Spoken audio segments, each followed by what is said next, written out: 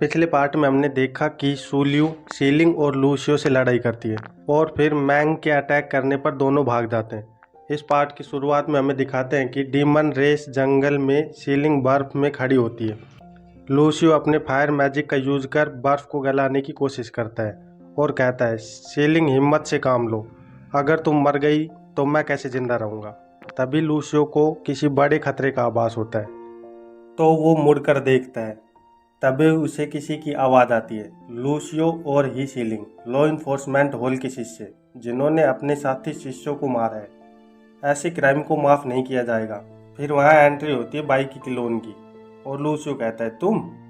तो क्लोन बोलता है, अगली बार किसी को मारने से पहले ये ज़रूर सोच लेना कि खुद भी मरना पड़ सकता है। और मैजिक अटैक करता है जिससे वहाँ बहुत बड़ा डार्क सर्कल बन जाता है जिसे एक आंख देख रही थी। और क्लोन कहता है, जब इन्फोर्समेंट होल से ऐसे काम कराओगे तो मुझे निर्दयी होने के लिए ब्लेम मत करना।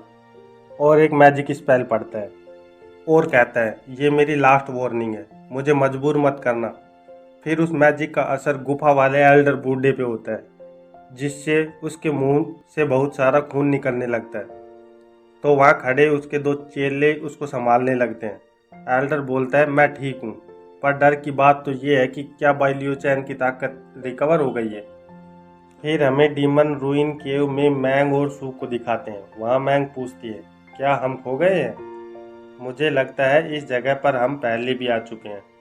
और सू को ताने मारने लगती है कि तुम न सिर्फ लड़ाई में ही कमज़ोर हो, बल्कि तुम तो एक साधारण सी चीज़ भी नहीं ढूंढ सकती। मैं तो उड़ उड़ कर थक गई हूँ। तो खजाना जल्दी ढूंढते हैं और वापस जाकर आराम करते हैं। और बार बार सू को पोक करती रहती है। तो सू भी उसकी बातों से परेशान हो जाती है और कहती है, अगर हम यहाँ खजाना ढूंढने नहीं आए होते जो तुम चाहते हो तो हम यहाँ नहीं खोते। इतनी देर से बड़बड़ की जा रही है। मैंग की आंखों में करंट निकलने लगता है। ये देखकर सू भी लड़ने को तैयार हो जाती है और कहती है, ये क्या कर रही हो? क्या तुम मुझसे लड़ना चाहती हो? पर मैंग अटैक कर देती है। सू कुछ सोच पाती उससे पहले ही अटैक उसके पास पहुंच जाता है और उसके पास ही मौजूद भयानक मॉन्स्टर्स वाले कीड़ों को लगता है जिससे वो सारे के सारे बर्फ में जम जाते हैं। तो सू कहती है, ये तो जहरीले कीड़े हैं।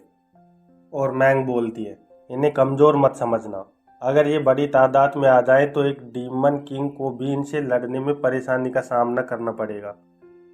तुम्हें मेरा शुक्रगुजार होना चाहिए कि मैं यहाँ हूँ, नहीं तो आज तुम्हारी मौत पक्की थी। तो सू सोचती है, ऐसे जहरीले कीड़े अबैंडेंड स्पिरिचुअल क्यू के डार्क एनवायरनमेंट में रहते हैं। अगर ऐसा है तो यहाँ पक्का एक खजाना होगा। और वह थंडर मैजिक करती है जिससे दीवार पे बड़ा धमाका होता है और एक रास्ता बन जाता है जिसे देखकर मैंग भी खुश हो जाती है क्योंकि दीवार के पीछे एक बहुत बड़ा गेट प्रकट होता है। तो सू गेट को देखकर कहती है, कितनी सही जगह मिल गई है।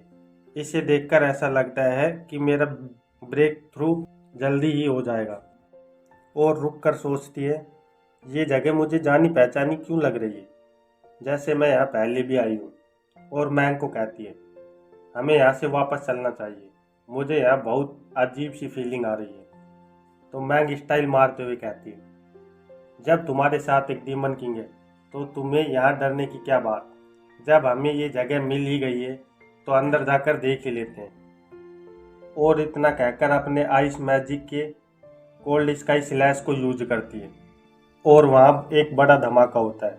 तो मैंग सू को कहती है, ये धमाका कैसा था? मेरे साथ तुम सुरक्षित हो, तुम्हें जो करना है तुम कर सकती हो। तो सू कहती है, कुछ भी बोलने से पहले एक बार गेट को तो देख लो, क्योंकि गेट को एक खरोच भी नहीं आई थी। तो मैंग बोलती है, ये नामुमकिन है, ये कैसे हो सकता है? और अपने चारों हाथों में मैजिकल हथियार बनाकर गेट पर हमला करती है। वहाँ फिर से एक बहुत बड़ा धमाका होता है। तो मैंग कहती है, ये कैसे? इसे तो काम करना चाहिए था, पर यहाँ तो एक खरोच भी नहीं आई। उधर गेट बिल्कुल नए जैसा हो गया था। मैंग ये देखकर गुस्से में आ जाती है और गेट को लात मारने लगती है और कहती है, इस अबैंडन्ड रूइन को ढूंढने का क्या फ़ायदा हुआ? जिसने भी ये गेट बनाया उसमें ज़रूर कुछ गड़बड़ होगी। तभी वहीं पास में सू को एक हाथ का निशान दिखाई देता है और सू बिना कुछ सोचे उस हाथ के निशान पर अपना हाथ रख देती है। वहाँ हाथ रखते ही वहाँ से थंडर मैजिक निकलने लगता है जो पूरी गुफा में फैल जाता है और रूइन का दरवाज़ा खुलने लगता है। तो मैंग कहती है, ये क्या, ये दरवाज़ा अब क्यों खुल रहा है? अंदर देखकर सू सोचती है, नो वे, ये कैसे हो सकता है कि उसके हाथ से दरवाज़ा खुल गया। सामने एक बहुत बड़ा पिलर होता है जिसमें से पिंक कलर का धुआं निकल रहा था। तो मैंग ये देखकर मस्ती में आ जाती है और खुशी से गाने गाने लगती है। फिर एक छोटी मूर्ति की तरफ जाने लगती है, पर सू अभी भी परेशान लग रही थी क्योंकि उसे ये जगह जानी पहचानी लग रही थी। मैंग मूर्ति के पास जाकर कहती है, इसे कैसे लिया जाए? क्या इसके ऊपर सर्कल क्यू स्लैश यूज करूं या फिर होक ब्रीदिंग टेक्निक? पर इसे तो मैं लेकर ही रहूंगी। मैंग की खुशी उसके चेहरे पर दिख रही थी। उसके मुंह में तो पानी भी आ गया था कि तभी सूलियू को कुछ याद आता है और वो सोचती है, ये डीमन हो रहा। और हमें सू की पास्ट लाइफ मेमोरी दिखाते हैं जिसमें एक बहुत बड़ा डीमन दिखाया जाता है जिससे सू लड़ रही थी और लड़कर उसे कैद कर देती है क्योंकि उस समय सू भी मायना स्टेज पर होती है। फिर सू मैंग को कहती है, रुको, इसे मत छूना। पर मैंग तो मूर्ति पे तलवार से वार कर देती है और उस वार से मूर्ति में दरारें पड़ने लगती हैं। जैसे ही मूर्ति टूटती है वैसे ही पास वाला पिलर भी टूट जाता है और वहाँ से बहुत ज़्यादा स्पिरिचुअल क्यू बाहर निकलती है जो डीमन रेस जंगल में फैल जाती है और वहाँ के सारे पेड़ जिंदा होने लगते हैं और जंगल में मौजूद शिष्यों पर अटैक करने लगते हैं। फिर हमें एकेडमी प्लाजा दिखाया जाता है जहाँ सीक्रेट रेल्म पे ध्यान रखने वाला आदमी कहता है, एल्डर, सीक्रेट रेल्म में कुछ बड़ी समस्या आई है। वहाँ के टेलीपोर्टेशन एरिया भी काम नहीं कर रहे हैं। मुझे डर है कि एक यूनिटी स्टेज का डीमन एम्परर सीक्रेट रेल्म में अपीयर हुआ है। ये सुनते ही एल्डर की भी हवा निकल जाती है और वहाँ बाकी लोग भी पैनिक करने लगते हैं और कहते हैं, सीक्रेट रेल्म में डीमन एम्परर का क्या मतलब? मेरा पार्टनर अंदर है, अब मैं क्या करूं? तो दूसरा कहता है, मैंने सुना है कि हेडमास्टर एल्डर्स को लेकर वहां जा रहे हैं। तभी एल्डर कहता है, सभी शांत हो जाओ, पैनिक मत करो। और फिर स्क्रीन पे हेडमास्टर सामने आते हैं और यहीं इस चैप्टर का अंत हो जाता है। इस पार्ट की शुरुआत में दिखाया जाता है कि ये खबर हेडमास्टर को दी जाती है। तो हेडमास्टर कहते हैं, डीमन एम्परर ये कैसे हुआ? तो मेंढक जैसा फोन बताता है, हाँ हेडमास्टर, ये सब सच है। वहाँ अभी भी रूइन में बहुत सारे शिष्य फंसे हुए हैं और वहाँ के टेलीपोर्टेशन एरिया भी काम नहीं कर रहे हैं। तो हेडमास्टर एल्डर्स को कहता है कि वहाँ सिंपल टेलीपोर्टेशन भेजो, हमें सभी शिष्यों को बचाना है जो भी अंदर फंसा है। और हमें बहुत सारी मैजिक बीम सीक्रेट रेल में जाती दिखाई देती हैं और अंदर शिष्यों को बाहर टेलीपोर्ट किया जाने लगता है। जब वो बाहर आते हैं तो उन्हें आर्ट डिपार्टमेंट की प्रोफेसर मून संभालती है और कहती है, अब डरने की कोई बात नहीं है, एक लंबी सांस लो और शांत हो जाओ, मैं तुम्हारे पास ही हूँ। तो बाई पूछता है, शी रियो, क्या तुमने सू को कहीं देखा है? बाई के चेहरे पे सू के लिए चिंता साफ दिख रही थी। तो लड़कियां मना करते हुए कहती है, नहीं, हमने उसे कहीं नहीं देखा है। तो मून कहती है, सभी शिष्य जो टेलीपोर्ट हुए हैं वो अपने टीचर के पास ही आए हैं, इसका मतलब सूलियू खतरे में है। और हमें सूलियू और मैंग को दिखाया जाता है, वो दोनों बहुत डरे हुए थे। तभी पिलर से आवाज़ आती है, मेरे आने से पहले ही इतनी खलबली, कमज़ोर दुनिया, मैं वापस आ गया हूँ। और हमें डीमन एम्परर दिखता है, उसका नाम डोंग एक्सू होता है। मुझे तो कोई ये बताओ, इनका नाम कौन रखता है? एनीवे, डीमन कहता है, ये दुनिया मेरी है।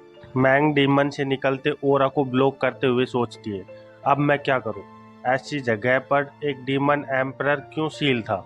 शायद मुझे इस छोटी लड़की को छोड़कर भाग जाना चाहिए, पर मैं बाई को क्या कहूँगी? और सू मैंग को थका देखकर कहती है, तुम ठीक तो हो ना? उसी वक्त डीमन डोंग कहता है, यहाँ एक इंसान क्या कर रही है? कितनी बदनसीब है ये। और अपनी उंगली से एक लेजर बीम छोड़ता है, पर मैंग अपनी आइस शील्ड से उसे रोक लेती है।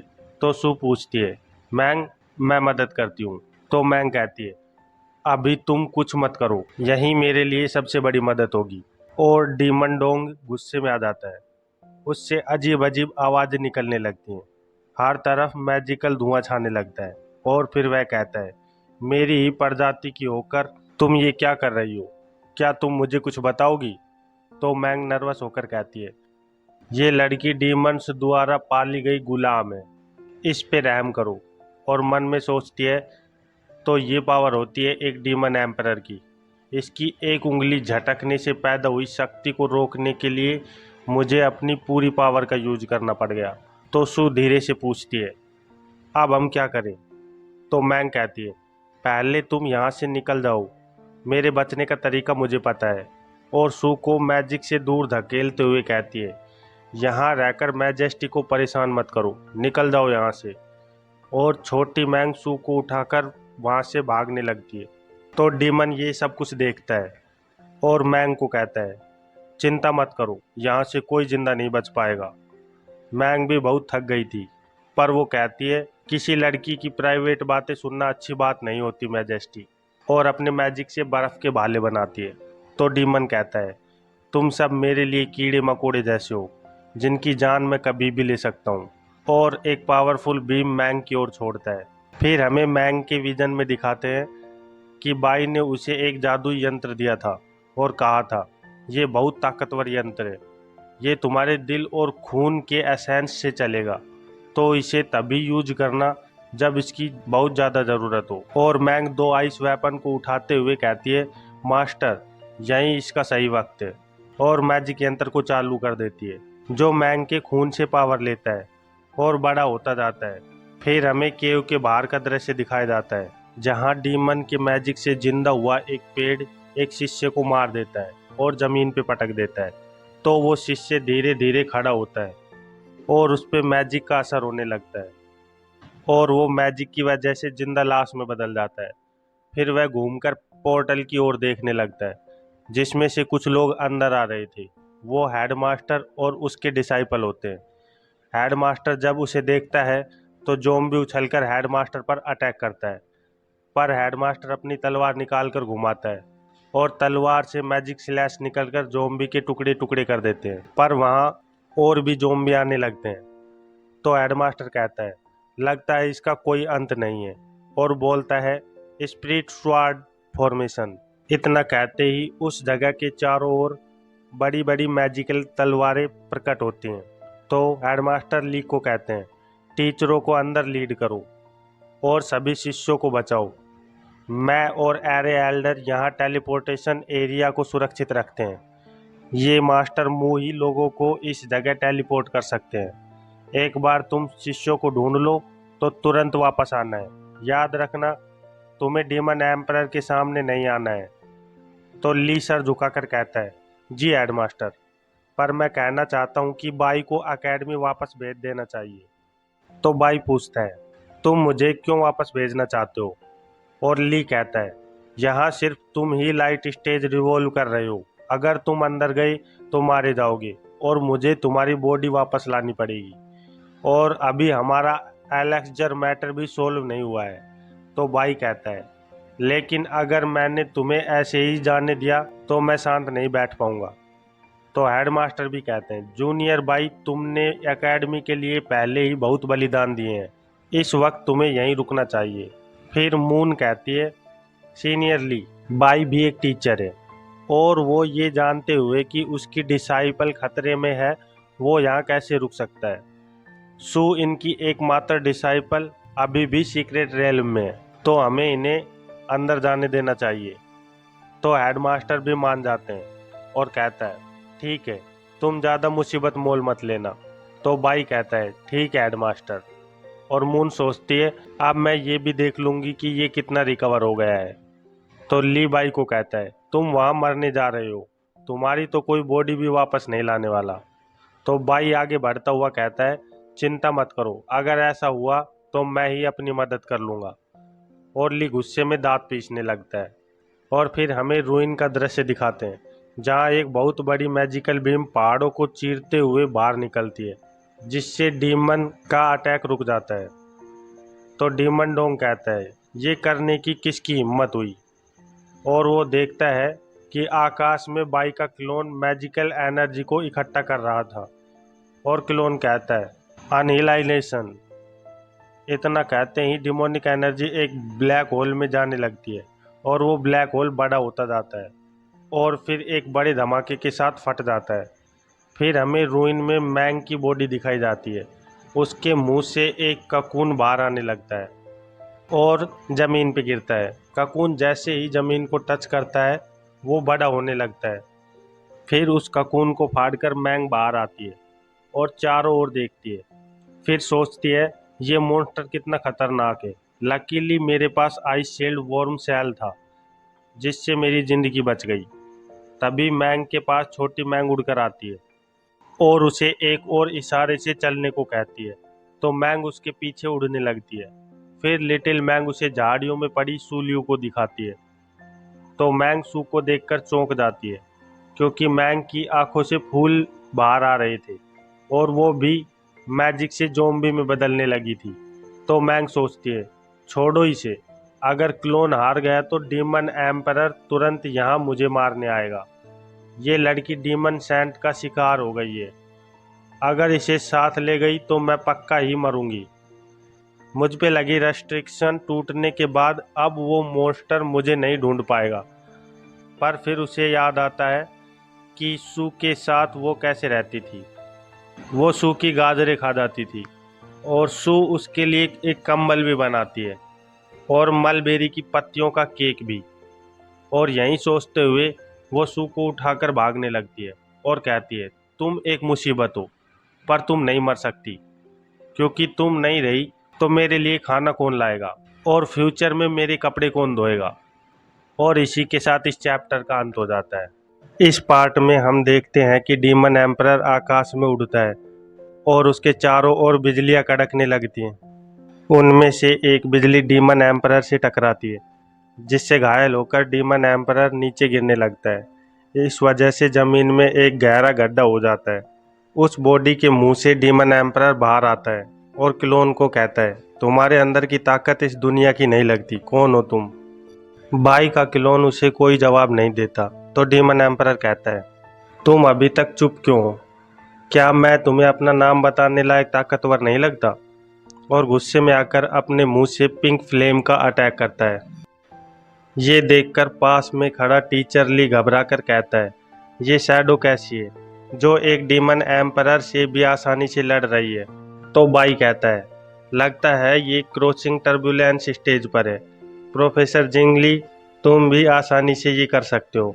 फिर ली बाई के हाथ में गोल्डन तालिस्मान देखकर कहता है मैं ऐसा कभी नहीं करूँगा, हम यहाँ से वापस जा रहे हैं। तो तुम अपने डिसाइपल को तो भूल ही जाओ, और तुमने ये अपने हाथ में तालिस्मान क्यों ले रखा है। तो बाई ली के सर पे तालिस्मान चिपकाते हुए कहता है वापस क्यों जाना है, जाओ इस कोने में जाकर बैठ जाओ। और ली को एक पेड़ से बांध देता है। ली तालिस्मान के कारण अपने होश खो देता है। तो बाई अंगड़ाई लेते हुए कहता है अब इस स्ट्रेंज बर्ड से लड़ने का वक्त हो गया है। और इधर डीमन एम्परर सोचता है मैंने लगभग अपनी सारी डीमन पावर यूज कर ली पर इस शैडो को क्यों नुकसान नहीं पहुंचा पा रहा। तभी वहां एक येलो एनर्जी सर्कल बनने लगता है जिसे देखकर डीमन एम्परर कहता है कि अर्थ डीमन यहाँ आ गया है। तो लॉर्ड अर्थ डीमन की मदद से तुम सभी मेरे लिए कीड़े हो जिनको मैं अपने पैरों तले कुचल दूंगा। और हमें अर्थ डीमन एम्परर के ऊपर उड़ता हुआ दिखाई देता है। उसी वक्त क्लोन कहता है अब मेरा वक्त ख़त्म हो गया है, मुझे अपनी ओरिजिनल बॉडी में जाना होगा। तो डीमन एम्परर क्लोन को डिसअपियर होते देख कहता है तुम यहाँ से भागना चाहते हो, मैं ऐसा नहीं होने दूंगा। और अपने अंदर से कीड़ों जैसी रस्सियाँ बाहर निकालने लगता है जो आपस में मिलकर बहुत से हाथों में बदल जाती हैं और क्लोन पर अटैक करने आगे बढ़ती हैं। तो बाई अपने मैजिक का यूज करता है और कहता है ऑर्डर। इतना कहते ही एक ग्रीन स्वॉर्ड का निर्माण होने लगता है जिसे देखकर डीमन एम्परर कहता है ये तो क्या ये मॉन्स्टर हो रहा है। और वो स्वॉर्ड डीमन एम्परर की शील्ड से टकराती है और उसे तोड़ते हुए अर्थ डीमन को एक ही वार में काट कर ख़त्म कर देती है। और डीमन एम्परर ये देखता रह जाता है और सोचता है, एक और ताकतवर दुश्मन। फिर बोलता है, कौन हो तुम? तो बाई कहता है, तुम अभी अर्थ डीमन के बारे में कुछ कह रहे थे और इतनी देर से मेरी क्लोन से लड़ रहे हो और मुझे नहीं पहचाना। इस बीच क्लोन वापस बाई की बॉडी में मर्ज होने लगता है और बाई एक तालिस्मान का निर्माण करता है। फिर उस तालिस्मान को डीमन एम्परर की ओर भेज देता है। तालिस्मान को अपनी ओर आते देख डीमन एम्परर कहता है, एक इमोर्टल बाइंडिंग तालिस्मान, ये नहीं हो सकता। ये कैसे हो सकता है कि एक ऐसा इंसान जो अभी लाइट स्टेज रिवॉल्व कर रहा है, उसके पास एक इमोर्टल बाइंडिंग तालिस्मान और क्रॉसिंग टर्बुलेशन स्टेज का क्लोन हो। पर वो तालिस्मान डीमन एम्परर को अपनी गिरफ्त में लेने लगता है। तो बाई कहता है, क्या हुआ अगर मैं लाइट स्टेज रिवॉल्व कर रहा हूँ? जो तुमने आज तक नहीं देखा वो ज़रूरी नहीं कि नामुमकिन हो। तो डीमन एम्परर पूछता है, वास्तव में तुम हो कौन? तो बाई कहता है, मैं कौन हूँ ये जानना तुम्हारे लिए ज़रूरी नहीं। ज़रूरी बात यह है कि तुम इस डीमन रेस जंगल को कैसे जानते हो। तो डीमन एम्परर दर्द से चिल्लाता है और कहता है, तुम किस तरह के मॉन्स्टर हो? मेरी आत्मा को कैसे जला पा रहे हो? और आग में जलने लगता है। फिर कहता है, मैं सच में कुछ नहीं जानता, प्लीज़ मुझे मत जलाओ, रुक जाओ। और ये आग इतनी बड़ी होती है कि मैंग इसे दूर से देख लेती है। इधर बाई कहता है, कोई जल्दी नहीं है, तुम सोचने के लिए समय ले सकते हो, फिर बता देना। पर डीमन एम्परर कहता है, मैं कुछ नहीं जानता। और वहाँ मैंग सू को लेकर आ जाती है और कहती है, बाई लियो चैन, बुरी खबर है, सू मरने वाली है। और बाई ये सुनकर चौंक जाता है। फिर सू को अपने हाथों में लेकर पूछता है, ये किसने किया? सू की ऐसी हालत कैसे हुई? तो मैंग रोते हुए कहती है, मुझे माफ़ कर दो मास्टर, ये मेरी गलती है, मैं सू को सही से प्रोटेक्ट नहीं कर पाई। और बाई गुस्से से डीमन एम्परर की ओर देखते हुए कहता है, सू की ये हालत ज़रूर इसी की वजह से हुई है। ठीक है फिर, अब मुझे इससे कोई फ़र्क नहीं पड़ता कि तुम डीमन रेस जंगल से कैसे जुड़े हुए हो और डीमन पे मैजिक अटैक करता है। तो डीमन एम्परर कहता है, तुम मुझे नहीं मार सकते। अगर तुमने ऐसा किया तो अर्थ डीमन तुम्हें जिंदा नहीं छोड़ेगा। पर फिर वह अपने पीछे से आती पर्पल रोशनी को देखकर डर जाता है और कहता है, ये तो अंडरवर्ल्ड का गेट है। तो बाई कहता है, आज अगर यहाँ सुप्रीम डीमन भी आ जाए तो भी तुम मरोगे ही। और फिर गेट से मैजिक रोप्स निकलकर डीमन एम्परर को बांध लेती हैं और अंदर खींचने लगती हैं। तो वो कहता है, नहीं, मैं एक डीमन एम्परर हूँ, मैं ऐसे नहीं मर सकता। लॉर्ड अर्थ डीमन, मुझे बचाओ। पर वह अंडरवर्ल्ड गेट में खींच लिया जाता है और गेट बंद हो जाता है। फिर धीरे धीरे डिसअपियर होने लगता है और बाई सू को अपने हाथों में पकड़े खड़ा रहता है। तो मैंग कहती है, जैसा मैंने सोचा था, तुम्हारे रहते एक डीमन एम्परर भी कुछ नहीं कर सकता। और बाई सू की ओर देखता है। तभी सू पर डीमन सेंट का असर तेज होता है और वो भी जिंदा लाश की तरह बन जाती है और बाई पर अटैक करती है और बाई के ऊपर उछलकर आती है, जिसे देखकर मैंग भी घबरा जाती है। पर सू बाई को पकड़कर उसके कंधे पर काटने जाती है। तो बाई कहता है, काटो, थोड़ा जोर से काटो, छोड़ना मत। और सू बाई का खून चूसने लगती है, जिससे उस पे हुआ डीमन सेंट का असर कम होने लगता है और उसकी आंखों पे उगा फूल भी गायब होने लगता है। फिर सू अपने होश में आ जाती है। तो बाई कहता है, गुड मॉर्निंग, अच्छे से तो सोई ना? तो सू बाई से माफ़ी मांगते हुए कहती है, मुझे माफ़ कर दो मास्टर, मैंने अपनी हदें पार की हैं। तो बाई कहता है, चिंता मत करो, इसमें तुम्हारी कोई गलती नहीं है। तो सू बाई के गले को देखकर कहती है, मास्टर आप भी डीमन एम्परर से इफेक्ट हो गए हो। तो बाई कहता है, चिंता मत करो, ये तो डीमन एम्परर का छोटा सा वायरस है, ये मेरे लिए कोई खतरे की बात नहीं है। और अपने मैजिक से उस घाव को ठीक करने लगता है। तभी बाई के सामने सिस्टम स्क्रीन आती है और बताती है, होस्ट के अंदर भारी चीज़ डिटेक्ट हुई है, इसलिए एंटीवायरस मोड एक्टिव हो गया है और हमें बाइक के अंदर एरर एरर एरर के मैसेज दिखाई देने लगते हैं, जहां छोटे रूप में डीमन एम्परर होता है जो कहता है, मैंने नहीं सोचा था कि तुम इतने मूर्ख हो जो अपनी शिष्या को बचाने के लिए अपना बलिदान दे देगा। जब तक मेरा छोटा सा हिस्सा भी इस दुनिया में है तब तक मैं जिंदा रहूंगा, और एक बार तुम्हारे शरीर को काबू में करने के बाद तुम्हें भी पूरी तरह ख़त्म कर दूंगा।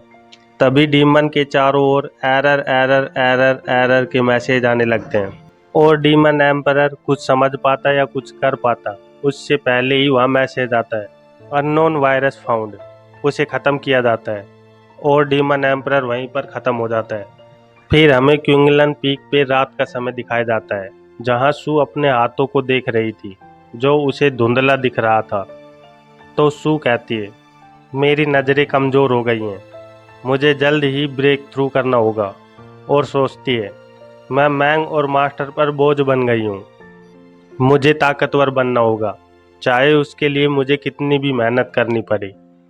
तभी मैंग अंदर आती है और कहती है, आज हमने बहुत मेहनत की है, क्या तुम्हारी आंख अभी भी दर्द कर रही है? तो सू मजाक करने लगती है और कहती है, क्या मैं साइक्लोप्स बन गई हूँ? तो मैंग उसे मारते हुए कहती है, इस चीज़ का ज़्यादा मजाक मत करो। और ऐसे ही नोक झोंक करते दोनों सोने चले जाते हैं और यहीं इस पार्ट का अंत होता है। इस पार्ट की शुरुआत में हमें दिखाया जाता है कि क्विंगलन पीक पे बाई लकड़ियाँ काट रहा है और सू मैजिक प्रैक्टिस कर रही है, पर सू लगातार छींके जा रही थी। तो बाई पूछता है, क्या हुआ, क्या तुम्हें ठंड लग गई है? तो सू कहती है, मैं ठीक हूँ मास्टर, बस थोड़ा नाक से पानी बह रहा है।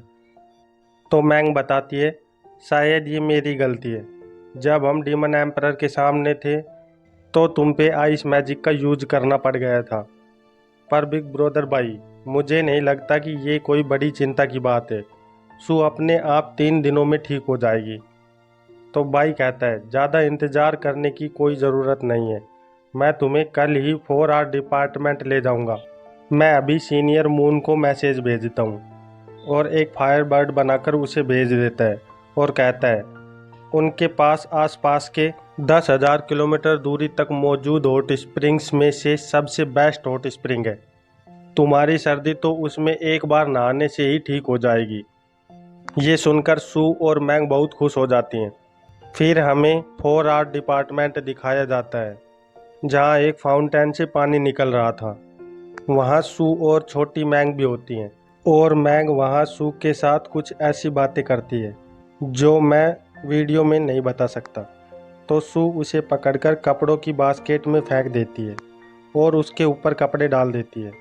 छोटी मैंग कपड़ों के नीचे भूत की तरह दिखती है। फिर सू स्पा के अंदर चली जाती है और पानी में उतरती है।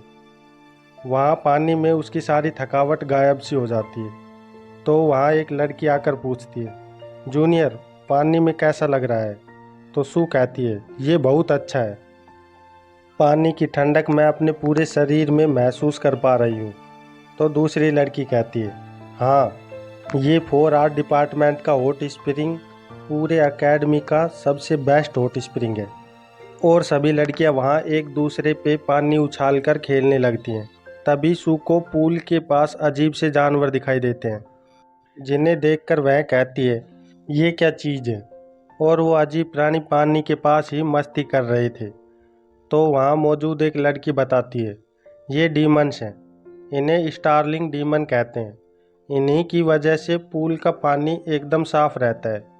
तो दूसरी लड़की कहती है कि इस हॉट स्प्रिंग के पानी की इतनी अच्छी क्वालिटी इन्हीं के कारण है और वो स्टारलिंग आपस में मस्ती करते रहते हैं। तो सू उन्हें देखते हुए सोचती है, क्या सच में ये ही स्प्रिंग वाटर को साफ रखते हैं?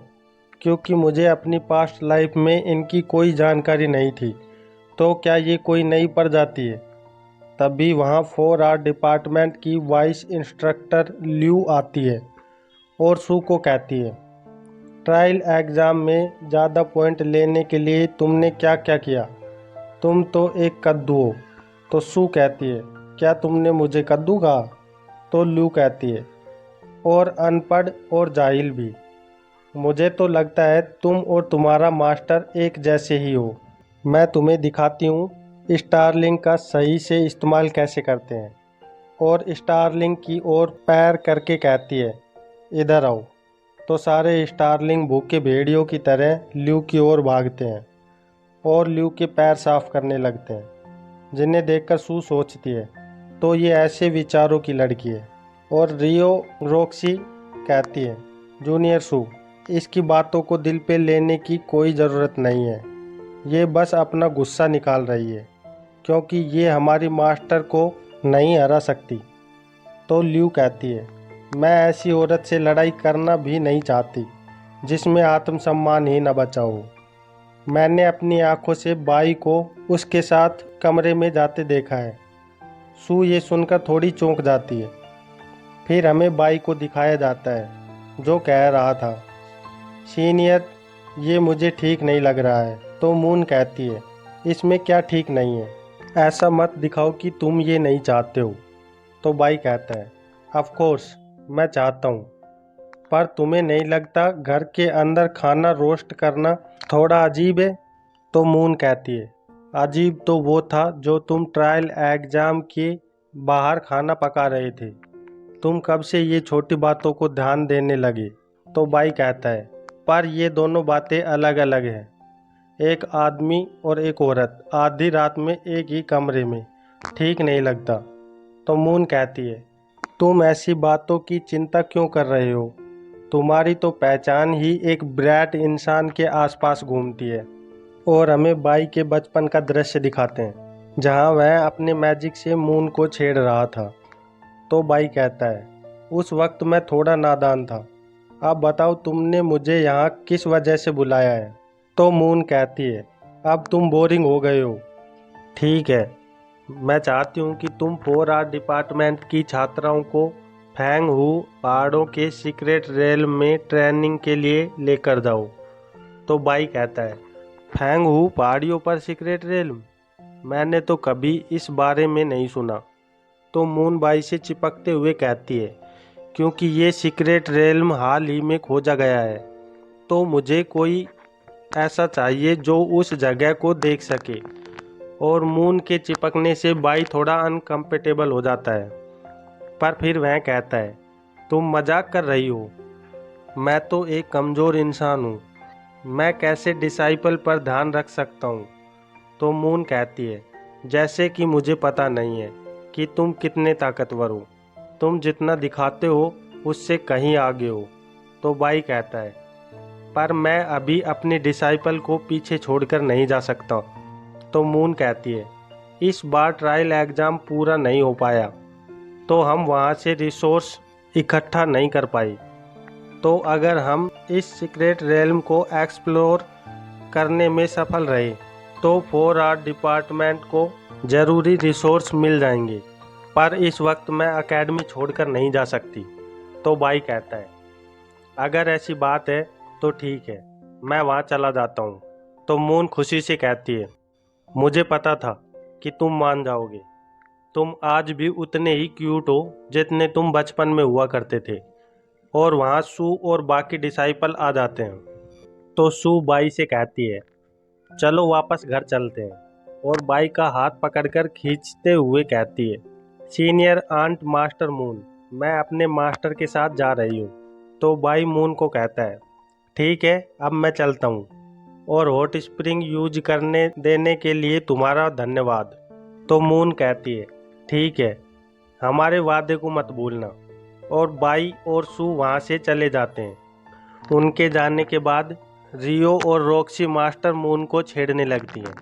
फिर हमें अजूर बर्ड पीक दिखाया जाता है जहाँ बाई सू को नई मैजिक टेक्निक सिखा रहा था, और वहाँ पैदा हुई मैजिक एनर्जी सू के अंदर समाने लगती है। तो बाई कहता है, तुमने एक और नई स्किल सीख ली है जैसा मैंने सोचा था।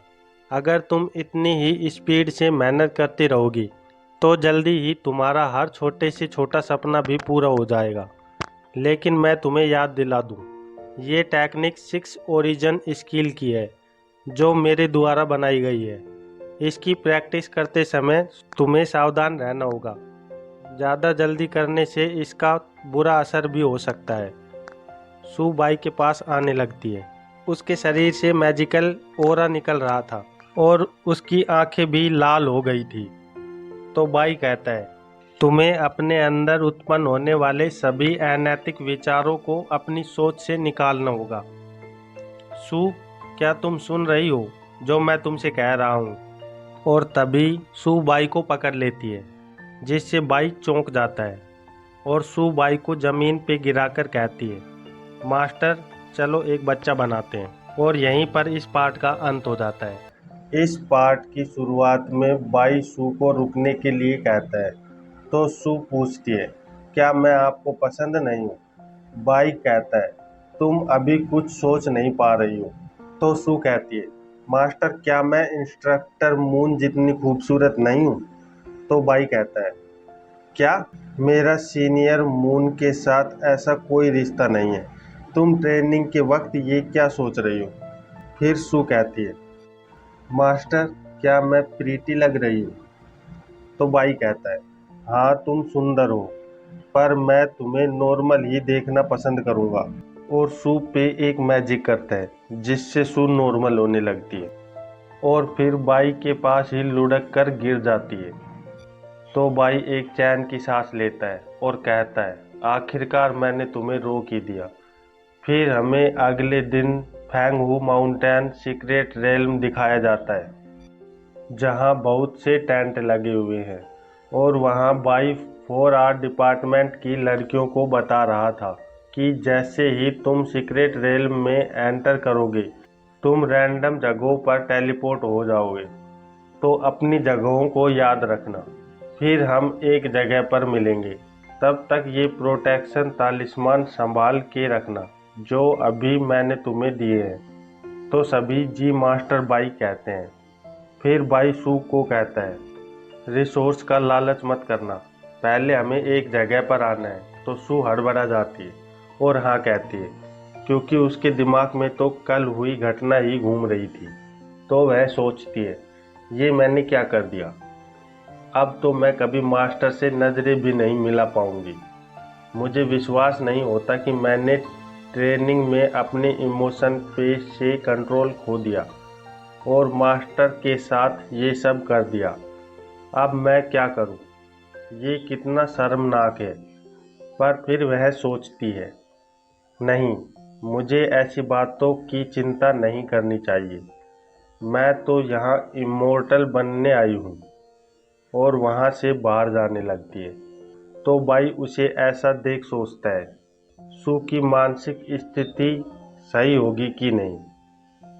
बस तभी टेंट में एक लड़की आती है और कहती है, सीनियर, कोई बाहर अटैक कर रहा है। तो रियो कहती है, क्या? और बाई की तरफ देखती है। तो बाई कहता है, चलो चलकर देखते हैं। और बाहर आकर वे देखते हैं कि वहाँ कुछ लोग ग्रुप में आ रहे हैं। उन्हें देखकर रियो कहती है, तो ये तुम हो कैंग मिंगेक्शु, तुम यहाँ क्या कर रही हो?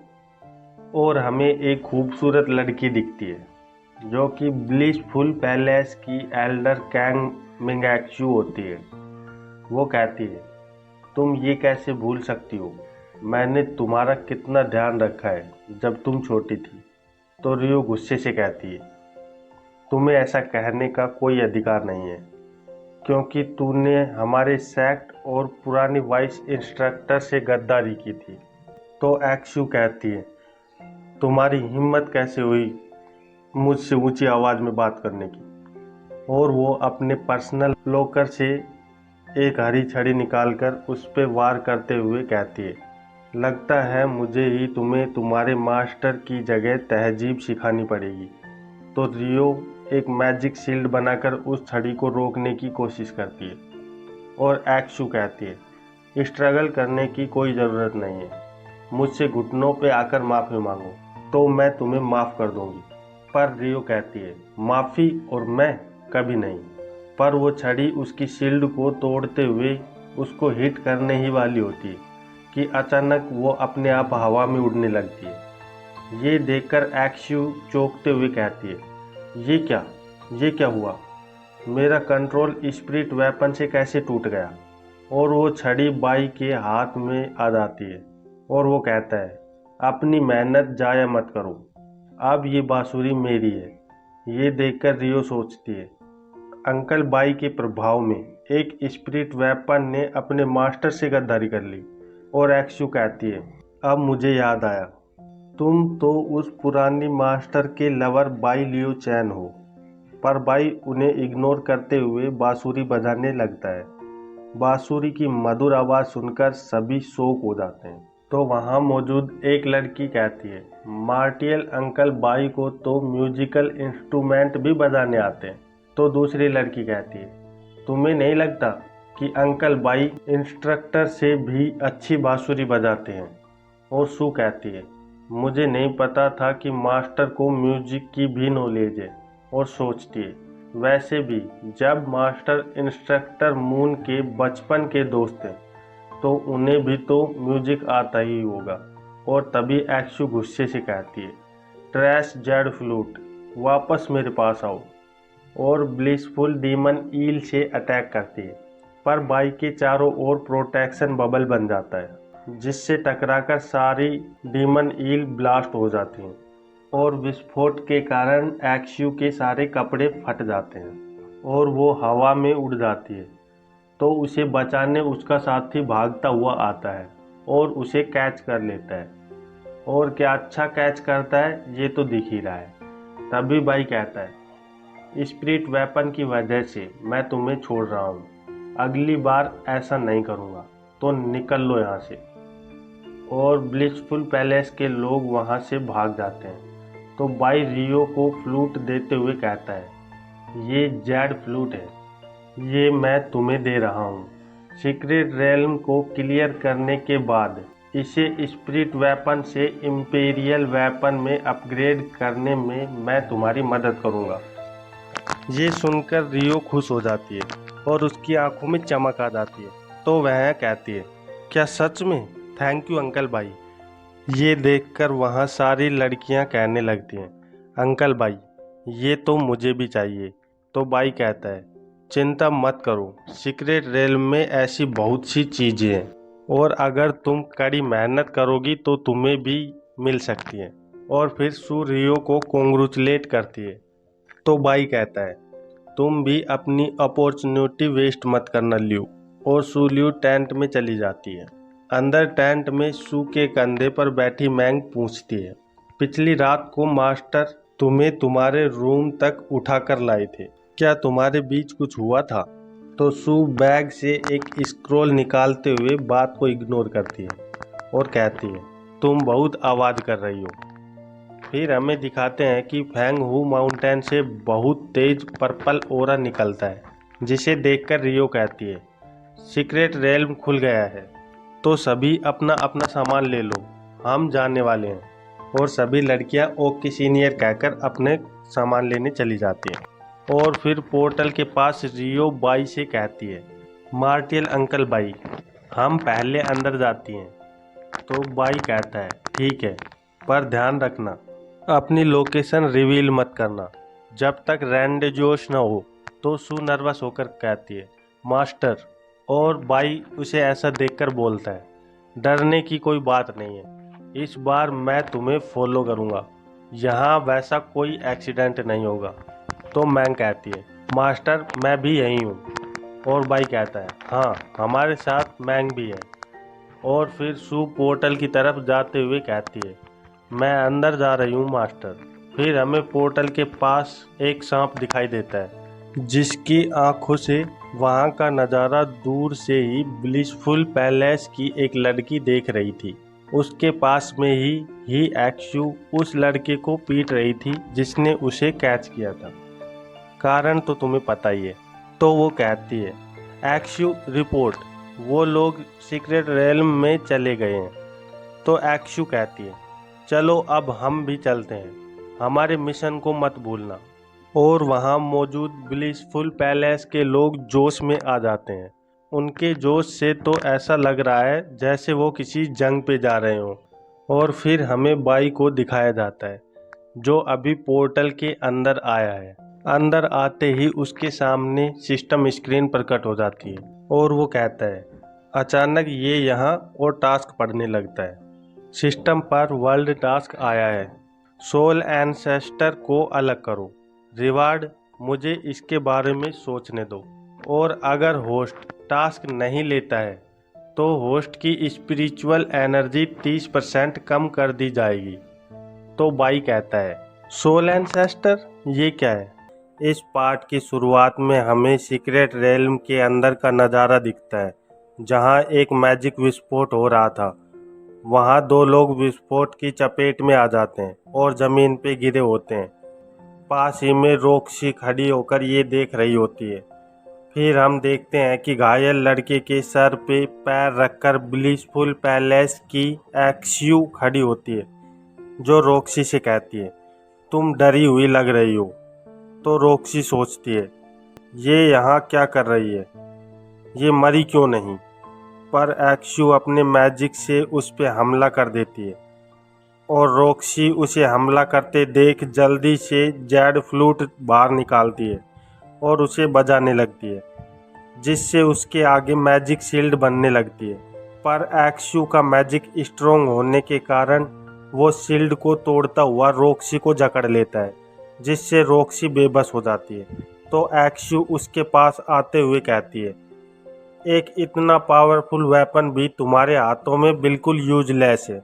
और रोक्सी को पकड़ लेती है और कहती है, अगर तेरे पास कुछ और ट्रिक्स भी बची हैं तो जल्दी से दिखा दे। पर रोक्सी कुछ नहीं कर पाती, तो वो बाई को मैजिकल मैसेज भेजने की कोशिश करने लगती है। पर उसे ऐसा करते एक्सयू देख लेती है और उसके हाथों को रोककर कहती है, ओह, तो अब मदद बुलाई जा रही है, तुझे इसकी सज़ा भुगतनी पड़ेगी। और रोक्सी की पीठ पे एक मैजिक स्लैश अटैक करती है, तो रोक्सी दर्द की वजह से चिल्लाने लगती है और एक्सयू अपने चोगे से हथियार दिखाते हुए कहती है, तुम तो अभी से हार मानने लगी हो, अभी तो तेरा सबक शुरू हुआ है। पर अचानक वहाँ एक मैजिक फिश आ जाती है, जो शायद एक पिराना फिश है। वो एक्सयू को चीरते हुए उसके आर पार हो जाती है और एक्सयू एक झटके में ही ख़त्म हो जाती है, जिससे उसका मैजिक टूट जाता है और रोक्सी भी आज़ाद हो जाती है। वो मैजिक फिश अटैक बाई ने किया था। तो बाई कहता है, ब्लिसफुल पैलेस ने सीक्रेट रेल्म में एम्बुश प्लान कर रखा है। मुझे तो विश्वास नहीं हो रहा तुम इतनी लंबी बातें कर रही थी। मैंने तो तुम्हारे लिए मछलियाँ भी पकड़ ली हैं। और रोक्सी को संभालते हुए पूछता है, क्या तुम ठीक हो? क्या तुम चल सकती हो? तो रोक्सी कांपते हुए हाँ में जवाब देती है और बताती है कि मेरी ज़्यादा ही स्पिरिचुअल पावर निकाल ली है, इसलिए मेरे पैर थोड़े कमज़ोर हो गए हैं। और पूछती है, बाकी लोग कहाँ हैं? ज़्यादातर दुश्मनों को तो यहाँ हम मार चुके हैं, पर अभी भी बहुत लोग बचे हुए हैं। तो बाई उसे कहता है, तुम्हें इन सब बातों की चिंता करने की कोई ज़रूरत नहीं है। हम जल्दी से दूसरे लोगों से रेंडेजूस करते हैं। कि तभी रोक्सी कुछ देखकर चौंक जाती है और वो बाई को उस ओर दिखाते हुए कहती है, वो क्या है मास्टर? बाई वहाँ देखता है कि एक छोटा सा जानवर हाथ से एनर्जी चूस रहा था। उसे देखकर बाई उसे अपने मैजिक में कैद कर लेता है और अपने पास खींच लेता है। फिर रोक्सी को दिखाते हुए कहता है कि ये एक सोल वास्प है। अगर मैं गलत नहीं हूँ तो ब्लिसफुल पैलेस इनका इस्तेमाल आत्मा इकट्ठी करने के लिए कर रहा है। ये देखते हुए मुझे लगता है हमें जितनी जल्दी हो सके दूसरों को ढूंढना पड़ेगा। और उस सोल वास्प को अपनी मुट्ठी में भींचकर मसल देता है। फिर हमें दिखाया जाता है कि आसमान में बिजलियाँ कड़क रही हैं और एक जगह पर गिर रही हैं। वहाँ सू खड़ी होती है, जो बिजलियों को समन कर रही थी। तभी उसके पीछे से मैंग उसके कंधे पर हाथ रखती है, तो सू एकदम से डर जाती है और कहती है, अचानक कहीं से भी आकर लोगों को डराना नहीं चाहिए। तो मैंग गुस्से से कहती है, वो तुम हो जो डीमंस को डरा रही हो। एक बार देखो, तुम्हारी समन की गई लाइटनिंग से वे कितना डर गए हैं। ये कैसी कल्टीवेशन है?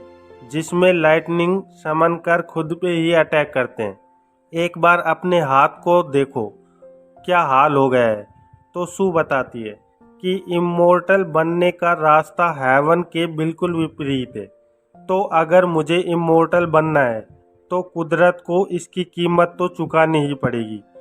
वैसे भी मुझे जल्दी से मास्टर की ताकत के बराबर आना है। मैंग पूछती है, तुम क्यों मास्टर की ताकत के बराबर पहुंचना चाहती हो? और मन में सोचती है, वो आदमी तो एक मॉन्स्टर है जो नॉर्मल आदमी की हदों से बहुत दूर चला गया है। तो सू जवाब देने ही वाली होती है, तभी वहाँ कोई कहता है, मैंने नहीं सोचा था कि यहाँ और भी आत्माएं मिलेंगी जिनसे सोल एंसेस्टर को अनसील करेंगे। सू और मैंग जब उस ओर देखते हैं तो वहाँ कुछ लोग मैजिकल रोब टाइप कपड़े पहने खड़े होते हैं। उनमें से एक लड़की कहती है, अच्छी लड़कियाँ बनो और मेरे साथ चलो, तो तुम्हें ज़्यादा सफ़र नहीं करना पड़ेगा। तो मैंग अपने मैजिक को यूज करते हुए कहती है, तुम जैसे बदबूदार इंसानों की हिम्मत कैसे हुई जो हमें धमकी दे रहे हो? तो वो लड़की कहती है, क्या तुम बस एक डीमन एम्परर हो? मैं बस अपनी पूरी पावर दिखाना नहीं चाहती। और एक मैजिक स्पेल करती है जिससे आसमान से एक पिलर गिरने लगता है और उसे देखकर मैंग डर जाती है, क्योंकि मैंग को पता चल जाता है कि वो क्या है। और वो पिलर सीधे सू और मैंग के सामने गिरता है, जिससे सू का संतुलन बिगड़ जाता है और वो ज़मीन पे गिर जाती है। तो मैंग बोलती है, ये एक डिमोनिक पावर है, और सू को संभालने के लिए उसकी तरफ बढ़ती है। तभी उस पे एक खतरनाक अटैक होता है और उस पे बहुत ज़्यादा मैजिक फोर्स लगती है, जिससे वह घसीटते हुए पहाड़ों से टकरा जाती है और बुरी तरह घायल हो जाती है और कहती है, ये बहुत ताकतवर है, मैं इससे नहीं जीत सकती। जल्दी से मास्टर को यहाँ बुलाना पड़ेगा।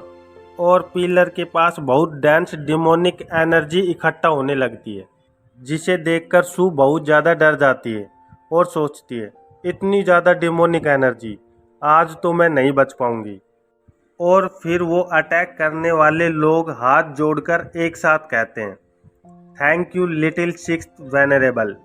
और हम देखते हैं पिलर के पास एक छोटी क्यूट सी डीमन खड़ी होती है और वो चिढ़ते हुए कहती है, मैंने तुम्हें कितनी बार कहा है कि मुझे ये नाम पसंद नहीं है। अगर मुझे दोबारा बुलाओ तो मुझे एल्डर सिक्स्थ के नाम से। उस डीमन का नाम चैंग एक्सुल्यू होता है, जो एक डीमन मास्टर होती है। और यहीं इस पार्ट का अंत हो जाता है। यहाँ तक कहानी पसंद आ रही है तो सब्सक्राइब करो। फिर मिलते हैं एक नई वीडियो में, तब तक के लिए बाय बाय।